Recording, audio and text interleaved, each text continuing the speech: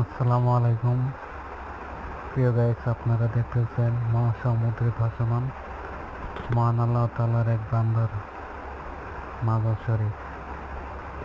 আল্লাহ চাইলে কি না করতে পারে, এটা একটা তার দুর্দান্ত উদাহরণ। আল্লাহ তাআলা চাইলে সব কিছু করতে পারে। আল্লাহর এক প্রিয় বান্দার মাজার শরীফ দেখতে পাচ্ছি আমরা মহাসমুদ্রে। জাহাজ দিয়ে গিয়ে